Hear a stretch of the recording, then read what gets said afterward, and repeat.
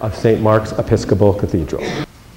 My leadership, my vestry, they always want to know, how can we get these people? We want to get these people. We want to get them on the finance committee. And I say, we already have these people. We are doing exactly what is needed. We are providing a place of beauty and inspiration and sound and a moment where they can be lifted up and they can experience, they can hear, they can see the face of God.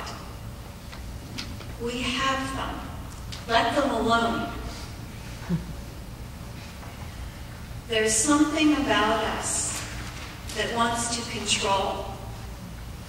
And I think part of what the church and synagogue needs to do is to consider, how is it we simply lift up and we hold this whole world in a posture of expectation, that we create that space for them and that time for them.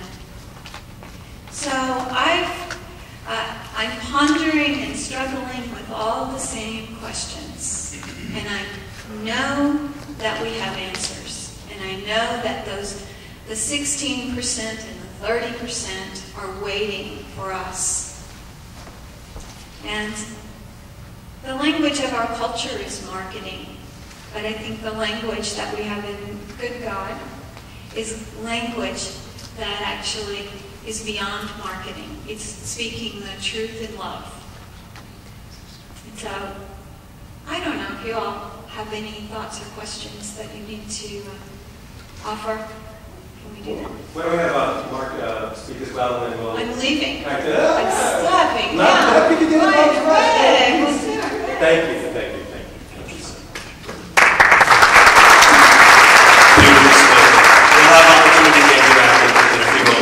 Throughout the rest of the day. Mark Marculli, who is the Dean of the School of Theology and Ministry, is that the correct title? At Seattle University. Thank you, Mark. Thank you. Thank you for asking me. I like this book a great deal. I don't know if you had a chance to read it. It left me with many questions, many reflections. It also taught me some things about the Jewish community I didn't know. For instance, you know what an H2O is? Holidays too only. It's an H2O Jew. We have those in the Christian variety too. They come at Christmas and Easter. There's a number of interesting anecdotes that Annie also tells, including the first time that he admitted among a bunch of Gentiles that Jesus was a Jew, or actually challenged them to think that way, and was fearful that he was going to get punched in the face. I also was somewhat shocked that from the passage that he read, that in the Jewish tradition, people frequently arrest in their religious and spiritual development in the 7th grade.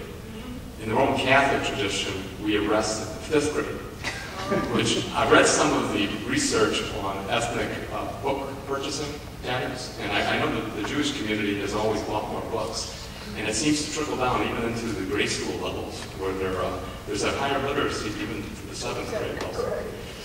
I think one of the questions I'm left with in reading this book and pondering these issues, particularly in light of having a new administration in Washington, who got there in part with a slogan of change we can believe in. If we really need change we can believe in, or if we need belief, we can change it. Because there's so much happening in our culture, and it's happening so quickly on so many levels, that we can't possibly keep up. We don't even know, the technological changes alone, we don't even know what that's doing to us and to our children. They've got iPods plugged in as they walk down the street. And I can remember about 10 years ago when I really started to become aware of how technology is changing the way we relate to one another. I saw 2 people walking down the street, 2 young people, with cell phones. So each of them were talking to cell phones as they walked side by side, not to each other, but to somebody else. That's rewiring our brains in ways that psychologists and neuroscientists, they're not even aware of what that's going to look like. So we're kind of on the front end of some massive change. And it may be a 500-year change, or it may even be more cataclysmic than that.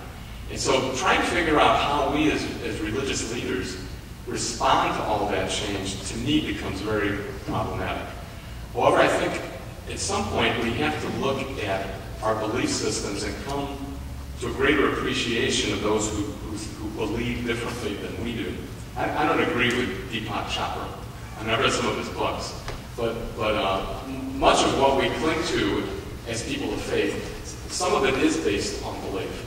And you can't get around that, I don't think, if you're very reflective about it. I mean, he's a physician, and he didn't study Torah, he didn't study the Christian scriptures, he didn't get into theology at a level where you start questioning some of these primary assumptions that we often approach to. And he certainly has served a role, I think, culturally throughout the world of challenging people. What we do believe, we do have different belief systems, and somehow we have to find places where we can join together to be able to share and get outside of the orbit of those with whom we share. And since we're telling stories here, I'll tell one that I enjoyed, and I think I told you part of this when we had lunch a short time ago. My wife and I lived in New Orleans prior to moving here about a year and a half ago. And when we had to flee the city for Katrina, we went to Fort Worth, Texas, where I have a cousin who attends a church that he identifies as Baptist-Costal. It's somewhere between Baptist and Pentecostal. And my cousin was raised Roman Catholic, went to the Air Force Academy, and was not an exemplary student, but got through. And then went through a religious conversion a couple of years after he was made a second lieutenant in the Air Force.